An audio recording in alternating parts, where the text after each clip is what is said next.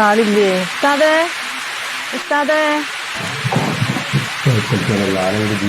ആ എന്തേ ഒരു കാര്യം പറയാണ്ടേനെ. ആ കാര്യം പറയണെങ്കിൽ കേൾക്കോളി, പുറത്തുനിന്ന് കാര്യം പറയാൻ പറ്റില്ലല്ലോ. ആ ആയിക്കോട്ടെ, ഞാൻ കയറാം. കേൾക്കോളി, വേണ്ട കേൾക്കോളി. നല്ല മഴ അങ്ങനെ പെയ്യുന്നുണ്ട്. ആ വേറെ കേൾക്കോളി. ആ ഇങ്ങോട്ട് പോരി പോരിട്ടോ. ആ ആയിക്കോട്ടെ. ഇത് പറഞ്ഞോളി. ഇങ്ങോട്ട് ഇരിക്കി. ആ എന്തിനാ വന്നു പറഞ്ഞേ? നമുക്ക് നമ്മളെ ഭർത്താവേ ഗൾഫിലാണ്. തിരിഞ്ഞു നോക്കലൊന്നുമില്ല, കൊറേ ആയി പോയിട്ട്. അങ്ങനല്ല, ഒന്നുമില്ല, കത്തും പൈസ ഒന്നുമില്ല. ആ കത്തും പൈസ ഒന്നുമില്ല. അപ്പൊ എന്താ നമ്മള് ചെയ്യണ്ടേ? ഇപ്പൊ ആളങ്ങോട്ട് വരുത്തേ? വരുത്തണ്ട, പൈസ കിട്ടിയാ മതി. ആ ആളെ വരുത്തണ്ട. എന്തോ ഒരു സ്നേഹമുള്ള ഒരു പെണ്ണാപ്പത് അല്ലേ? അങ്ങനെ സ്നേഹം ഉണ്ടെങ്കിൽ അങ്ങനെ ആവില്ലല്ലോ. ആ അങ്ങോട്ട് വരുത്തണ്ട, പൈസ കിട്ടിയാ മതി എന്നാ പറഞ്ഞത്. സ്നേഹത്തിന്റെ ഒരു ഭാഗം തന്നെയാണ്.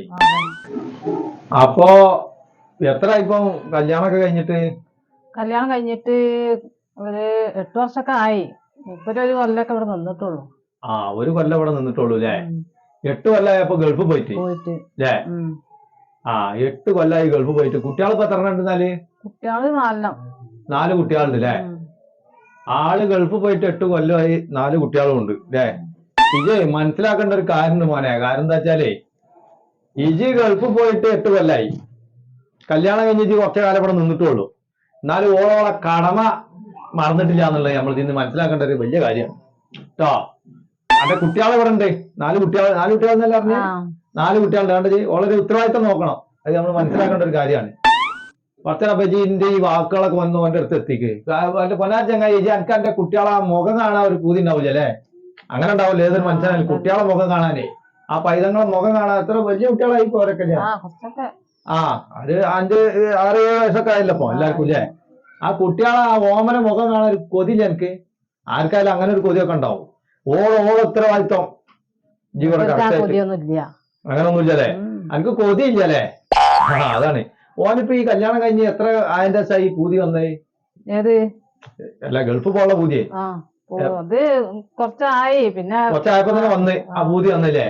അപ്പൊ കുറച്ചായതിന്റെ ശേഷമാണ് എനിക്ക് പൂതി വന്നത് അല്ലേ? പിന്നെ പോയില്ല, ഒന്നുമില്ല, പൈസ ഇല്ല, ഫോണും ഇല്ല. അല്ല നമ്മളിപ്പോ എന്താ ചെയ്യണ്ടേ? ഓനോട് വരുത്തണ്ട, ഇങ്ങോട്ട് വരുത്തണ്ട.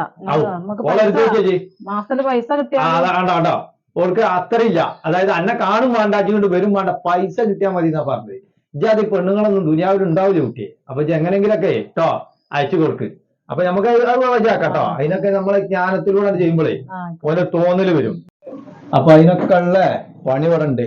അപ്പൊ നമുക്കിപ്പോ മോനങ്ങട്ട് വരുത്തണ്ട, മോന്റെ പൈസ ഇങ്ങോട്ട് അയച്ചു കിട്ടിയാ മതി അല്ലേ? അങ്ങനല്ലേ? എനിക്ക് വെറ്റൊന്നും വേണ്ട, പൈസ മാസത്തില് കിട്ടിയാ മതി. പൈസക്ക് ഒരുപാട് ചെലവുണ്ട്.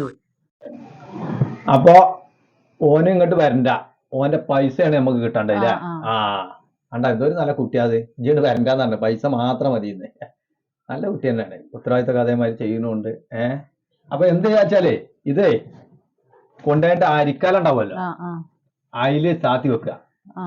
ഇതൊന്നും ചൂടാകുമ്പോ ഓരോ പൈസ കൊണ്ട് വരും കേട്ടോ.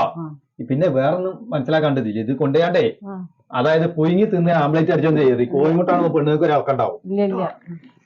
ആജാതി മുഖാണത് കേട്ടോ. അപ്പൊ പറഞ്ഞു കേട്ടാ. അപ്പൊ ഒക്കെ പറഞ്ഞ മാതിരി ആയിക്കോട്ടെ എന്നാല് കേട്ടോ.